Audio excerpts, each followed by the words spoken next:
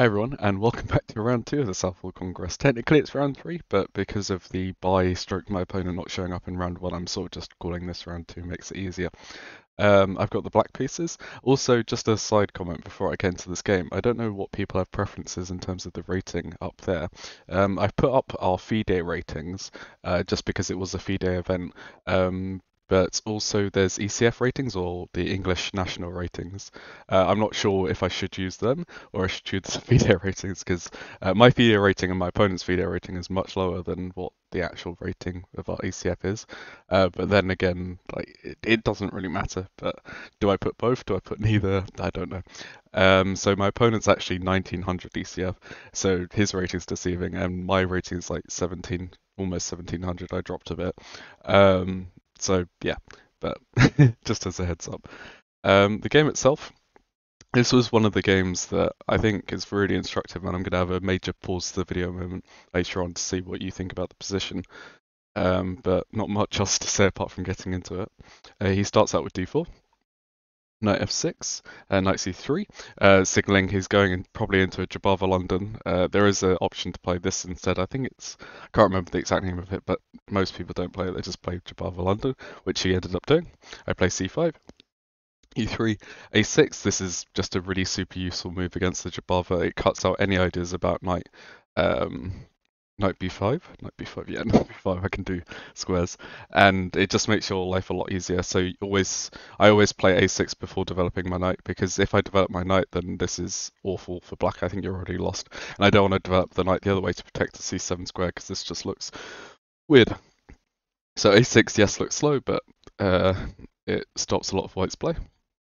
He decided to take, and this was a surprise to me already as of move 5.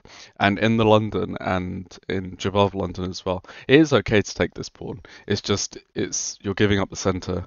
It doesn't really make sense, but it's actually going to be hard for black to get the pawn back, which I sort of realised. I calculated from this position quite a bit, and I had the decision of either trying to get the pawn back or just sort of sacrificing it and going for development as much as possible. And I decided to go for development. And despite not knowing any theory here, we actually end up playing theory for the next few moves, just because it seems like the most practical way to play. So knight c6, the idea is that I want to stop the immediate b5. Also, I'm preparing e4 as well to push in the center. He plays a3, which makes sense. He's looking to protect the pawn. Because the moment I push e4, then the bishop will be hitting it. That's why the other move here would have been to play e6, but then this would allow b4, and then you have to go after the pawn. Apparently b6 is strong for black, but that's theory, and I don't know it at all. So I just seemed what played naturally to me. Develop knights. He looks to protect the pawn, and I push in the center, moving the bishop away. Now, I did have to notice from this point that his bishop can play bishop g5, which is what he can play, and he is putting a lot of pressure on this pawn. And effectively, I have to just accept the fact that I'm going to get doubled up pawns. But if he does do that, then I'm going to get the bishop pair, and my center is going to be really strong, so I didn't mind too much him taking. He decided not to defend the pawn first. And I can play bishop e7, just stopping him from doubling my pawns. And I feel like I've developed all my pieces. White is still stuck back here. Computer says that white is still slightly better, but I definitely have compensation for this pawn. And I really do like my position. Actually, you can see, I'm not showing it, but the database on the side from Lichess shows that this position has been reached before, so it's completely fine from both sides. He decided to take, which was a bit of an odd move because that's his only developed piece that he's just taking off, and my pawn's still protected, and then this becomes an idea. And he plays, I think, the critical move in this position, e4, just stopping me from opening up my bishops, because if I could have opened up the bishops, I think this game would have been very easy for me to play at the very least. Now, this is the moment that I was alluding to earlier. This position, you've developed all your pieces, developed. White is still stuck on the back rank, only has one minor piece developed. Yes, they're up a pawn, but you really do have compensation for this. Perhaps pause the video and think about what move you would play here. Now, when I was playing this game, I considered 3 moves, and unfortunately I played the worst of the 3 in my opinion. I think the computer evaluates them as roughly equal, but I think on a practical sense, one of these moves is much better, and then one of them is pretty good, and the one that I played wasn't that great. So the 3 moves I think are to consider are just push, take, and also just to ignore and castle, which I think is the interesting one. Let's go over takes first, I think. Queen trade. I think white is pretty much forced to trade queens and then take back on e4, and this seems quite natural. And then after bishop e7, the position's equal. You have some compensation because of the bishop pair, but black isn't really being pressured here as much anymore. White, sorry, isn't being pressured here as much anymore, and I feel like it's going to be hard to show the compensation. But I think this is sort of the middle of the road choice. I think this would have been fine to play. Um, I ended up playing d5, but just to look at castles, which I looked at in the game, and this is a really interesting move because it looks like you're losing a piece after just taking with the pawn here. And I saw that e4 is a great response, sitting back against the knight. Knight would perhaps have to move, but if you move, then you just take the rook. It's adjusting knight d2, but then you can just take here because you're pinned, and this is just good for black. You've got great development. You got the pawn back at least.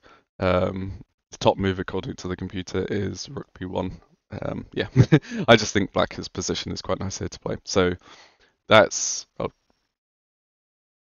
I just said you got the pawn back. No, you haven't because you captured the other pawn. But yeah, still your position's nice to play. I'd much rather be black here. The reason why I didn't play this is because of knight takes d5. I think was stronger from white, and I overlooked a tactic in this line, which unfortunately, yeah, it is what it is. I had planned to take this, and if take back with the pawn again, you have this e4 idea. But I just thought after the rook moves, there's not much here for black. And yes, my development's better, but my knight's still hanging. I'm going to have to move it. Of course, now, having shown you the position on the board, there's an incredibly strong hit move here for black that just basically wins the game on the spot. And I'm not saying my opponent would have gone into this and he might not have fallen for this, but yeah, I mean, even if you take here the position, you can also play this key move, which is, bishop c3. And now, even when the king moves, then the knight moves with tempo, and this is pretty much game over at this point. The king moves again. Now the pawn's not even guarded because the knight had obstructed the queen. And yeah, this is just winning for black. Again, not saying my opponent would have fallen for this, but this is so much more practical and then the style of how I was playing because I was sacrificing the pawn, developing quick initiative, and I just wanted to blast open the center, and this is the way to blast open the center. Now, I knew that I had to blast open the center, but I went about it the wrong way.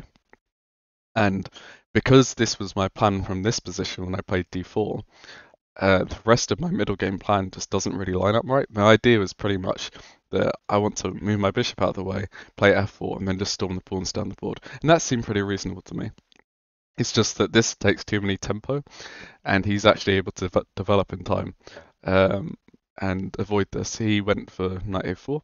Interestingly, I did know his account beforehand.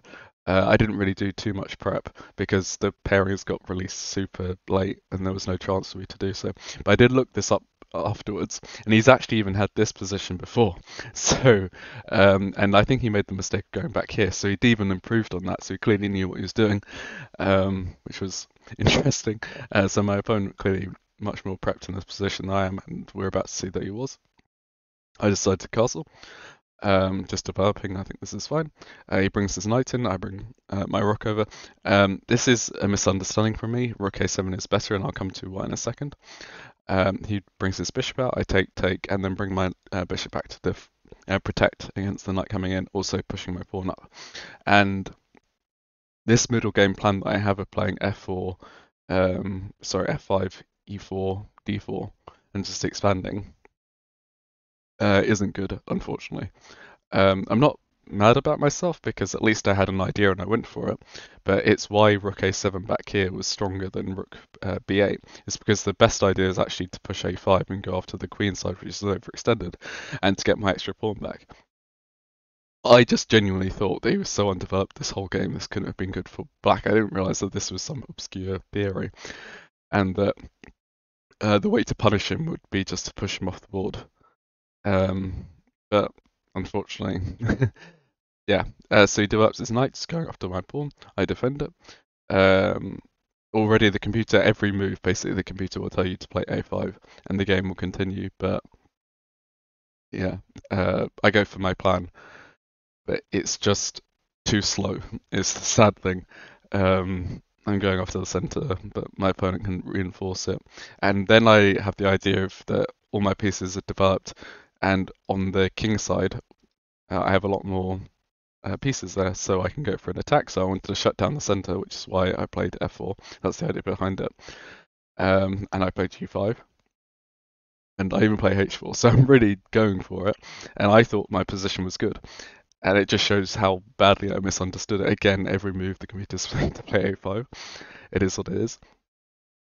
But after this check, and he even moves his queen in, and suddenly, who's actually attacking who?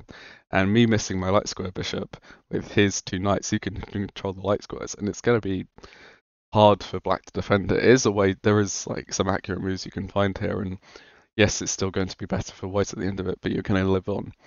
But I genuinely thought I was the one attacking it, and there's no way that his two pieces, this one knight and this one queen, are outmuscling 1, 2, 3, 4, 5, 1, 2, 3, 4, yeah, 5 of my pieces.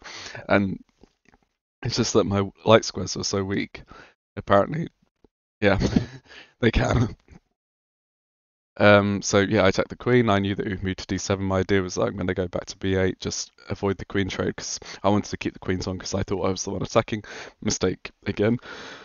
Um, he brought his knight back. I went to attack the queen, knowing that he could go to f5 and thinking I would have a discovery against it. But there is no discovery. And after queen g6, this is just incredibly hard to play for black. And this whole sequence, I was just trying to find moves that sort of either trap the queen or push them away, but just because my light squares are so weak, I have nothing. And yeah, queen c8 was a terrible move. I completely overlooked the fact that the pawn was hanging. This is pretty much game over at this point. I am sort of speeding through the last bits of the game because it was a bit painful for me and a bit shoddy play. And around here, when he moved his queen out the way, I resigned actually because there's no counterplay for me at all. I can't even push the pawns anymore, which is the one bit that I could maybe try go for. Which is what it is. So yeah, I just got completely outplayed this game. I think at no point was I better, but I think in this position back here, I had definitely had a practical chance of being stronger, and especially just going for this a5 idea this whole time, and knowing that was what was the plan, rather than trying to go and push against the king, because I thought he was weak because he hadn't developed. But that wasn't the case. So a lot to learn from this game. So this is one of the few times. Sometimes when you lose, you just like blunder and you go, oh, like this isn't that good. But this one, I really just got outplayed pretty much the entire game. I thought I was better at times, so I wasn't. My opponent knew the opening better than I did. They knew the ideas better than I did. But yeah, a lot to learn from this one at least.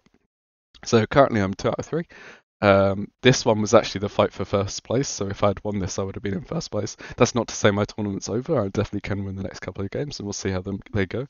But yeah, anyway, thanks for watching. Cheers.